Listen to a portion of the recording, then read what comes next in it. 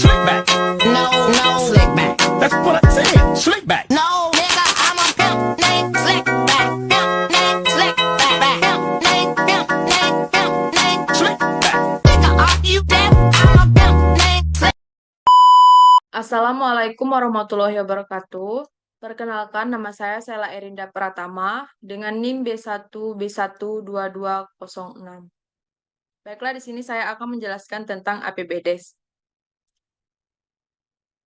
Yang pertama itu definisi APBDes. Anggaran pendapatan dan belanja desa atau biasa disebut APBDes adalah dokumen perencanaan keuangan yang digunakan dalam pemerintah desa di Indonesia. Ini merinci sumber pendapatan dan alokasi dana untuk berbagai program dan proyek di tingkat desa. APBDes bertujuan untuk mengatur pengelolaan keuangan desa secara transparan dan partisipatif. Selanjutnya saya akan menjelaskan struktur APBDes. Yang pertama itu ada pendapatan desa.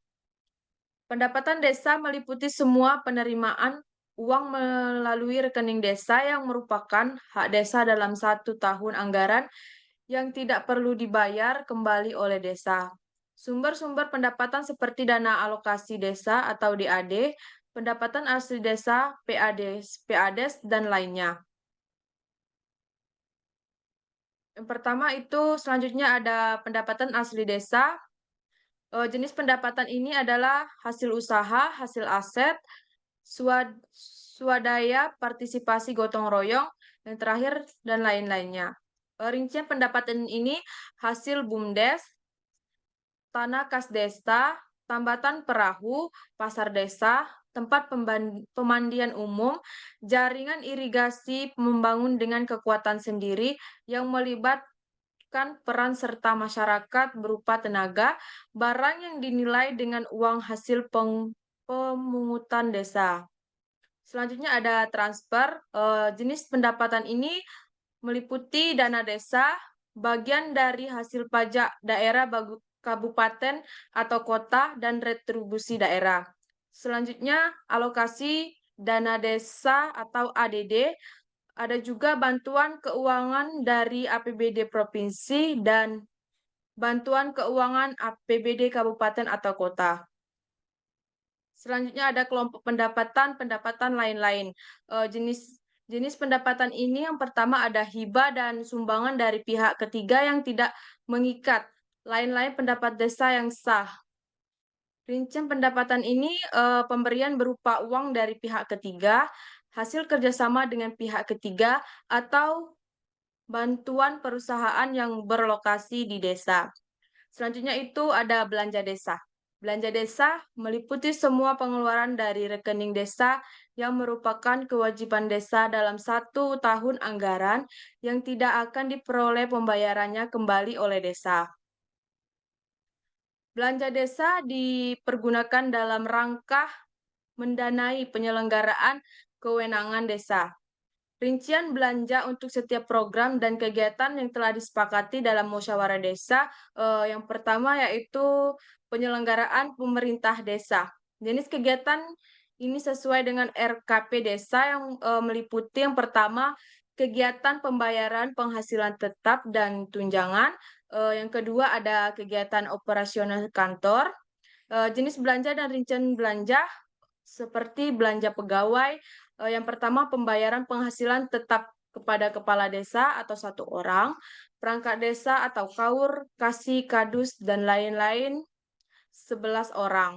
Yang kedua pembayaran tunjangan. Kepala desa, perangkat desa, atau kaur, kasih, dan kadus, BPD, atau MIS 5 orang. Dan yang ketiga, insentif RT dan RW, MIS 5 RW, 25 RT. Belanja barang dan jasa meliputi ATK, listrik, air, telepon. Selanjutnya ada juga fotokopi atau pengadaan benda pos. Selanjutnya ada belanja modal meliputi komputer, mesin TIK, meja, kursi, dan lemari. Ada juga kelompok belanja pelaksanaan pembangunan desa kegiatan pembangunan. Jenis kegiatan ini juga sesuai dengan RKP desa. kegiatan pembangunan jalan lingkungan atau rabat beton, dan lain-lain. Yang pertama itu ada belanja barang dan jasa upah sewa mobil, minyak bekesting, paku, benang. Dan yang kedua ada belanja modal, marmer prasasti, beton ready mix, kayu, pasir, batu, dan plastik cor. Selanjutnya juga ada kelompok belanja pembinaan kemasyarakatan desa. Contoh kegiatan ini penyelenggaraan keamanan dan ketertiban lingkungan. Jenis belanja dan rincian belanja yang pertama itu meliputi belanja barang dan jasa honor pelatih, transport peserta konsumsi, alat pelatihan, dan lain-lain. Yang kedua ada belanja modal.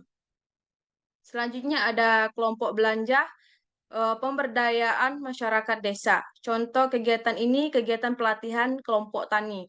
Meliputi yang pertama ada belanja barang dan jasa honor penyuluh pertanian, transport penyuluh, konsumsi alat pelatihan. Yang kedua ada belanja modal. Dan yang terakhir ada kelompok belanja tak terduga.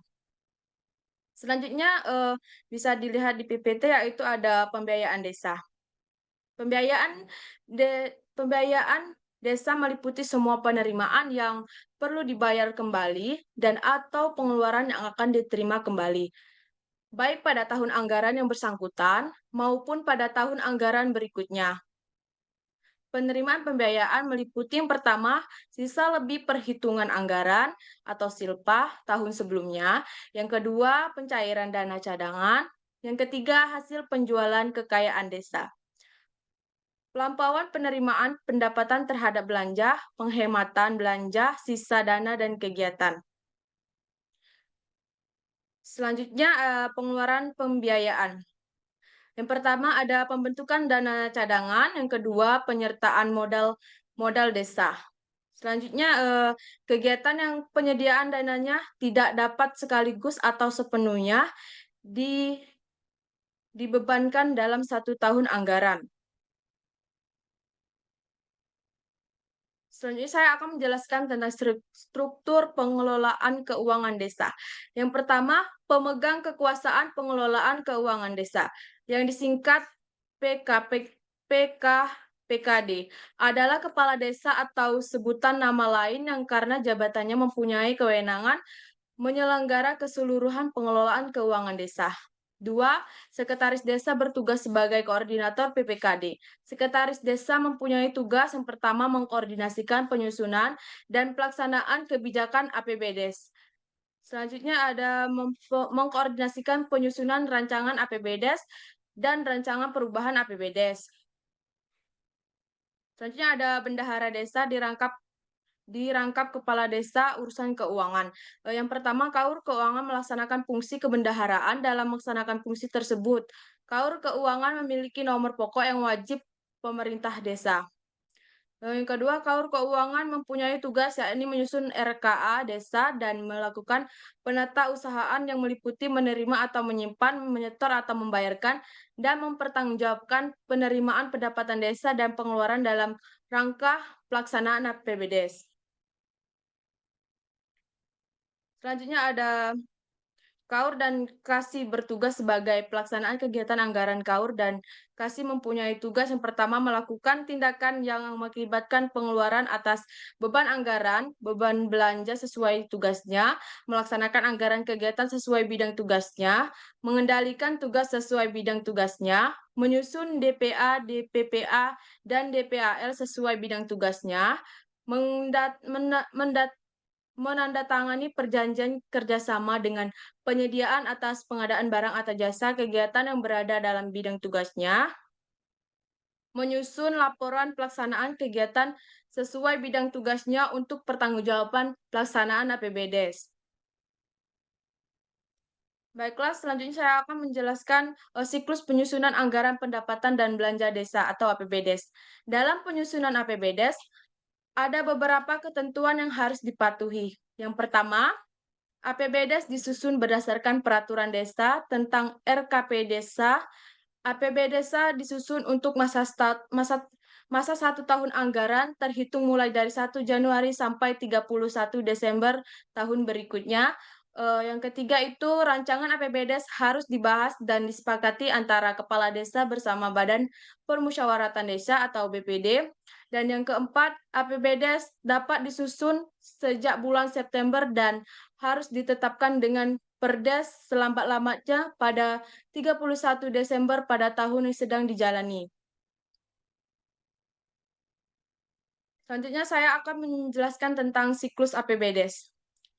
Siklus APBDes biasanya mencakup beberapa tahapan, meskipun implementasinya dapat bervariasi berdasarkan peraturan daerah masing-masing. Berikut ini adalah siklus umum APBDes. Yang pertama itu mulai dari perencanaan. Desa melakukan perencanaan anggaran untuk tahun yang akan datang. Ini mencakup identifikasi program proyek atau kegiatan yang akan didanai oleh APBDes. Yang kedua itu penyusunan anggaran. Pada tahap ini, desa menyusun anggaran dengan menghitung perkiraan dapatnya akan diterima atau seperti dana desa, pajak, dan sumber-sumber lain, serta memprioritaskan belanja untuk program dan kegiatan desa. Selanjutnya ada pembahasan anggaran. Anggaran yang disusun dibahas bersama oleh pihak-pihak terkait, seperti Badan Permusyawaratan Desa atau BPD, lembaga kemasyarakatan, dan warga desa dalam musyawarah desa. Selanjutnya, penyusunan rancangan APBDes. Hasil dari pembahasan digunakan untuk menyusun rancangan APBDes yang dapat diajukan kepada pihak yang berwenang. Selanjutnya itu ada persetujuan. Pihak yang berwenang menyetujui rancangan APBDes atau memberikan masukan untuk perbaikan.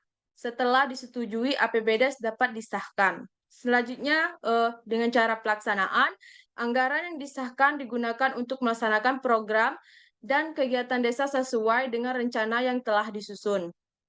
Selanjutnya itu pelaporan. Desa wajib menyusun laporan keuangan dan laporan tanggung-jawaban atas penggunaan dana APBDes sesuai dengan aturan. Dan selanjutnya ada pengawasan. Proses pengawasan dilakukan oleh pihak terkait seperti Inspektorat Desa, BPD, atau Lembaga Pengawasan Desa untuk memastikan dana APBDes digunakan dengan baik dan dengan sesuai rencana. Yang terakhir itu evaluasi. Setelah 1 tahun anggaran berakhir, desa melakukan evaluasi terhadap pencapaian program dan kegiatan serta pelaksanaan APBDes. Ini dibaca tidak, Tis? Pihak yang terlibat nih kau. Baca ya? Gitu, napas dulu eh.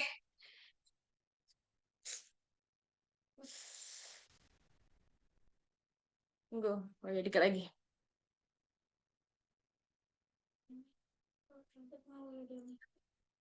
Diam, bentar, aku lanjut ya.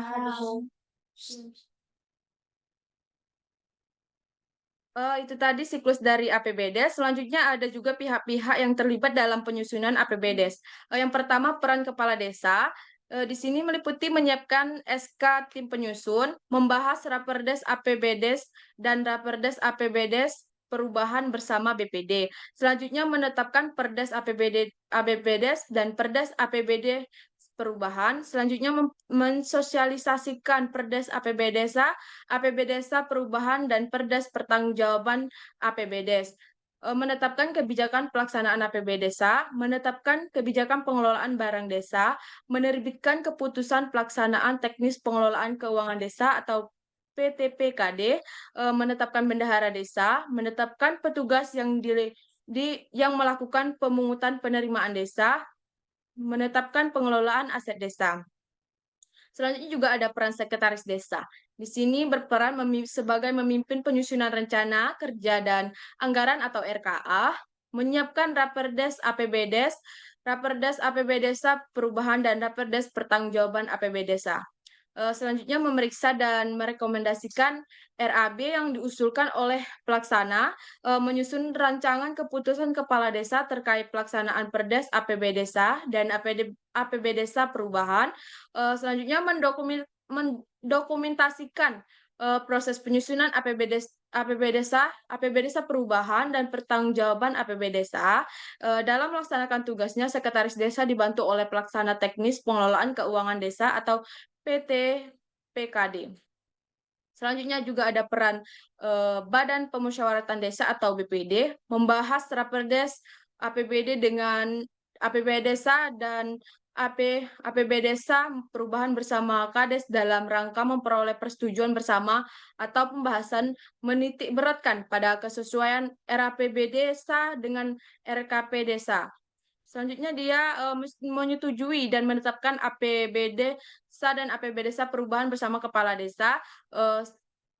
Terus mengawasi proses penyusunan dan implementasi APB Desa, peran masyarakat, konsolidasi partisipan yang terlibat dalam proses, agregasi kepentingan atau mengumpulkan kepentingan yang berbeda-beda, memiliki preferensi atau prioritas program dan kegiatan, monitoring dan evaluasi pelaksanaan Perdes APB Desa, terlibat dalam penyusunan RKA atau sesuai dengan tema kegiatan.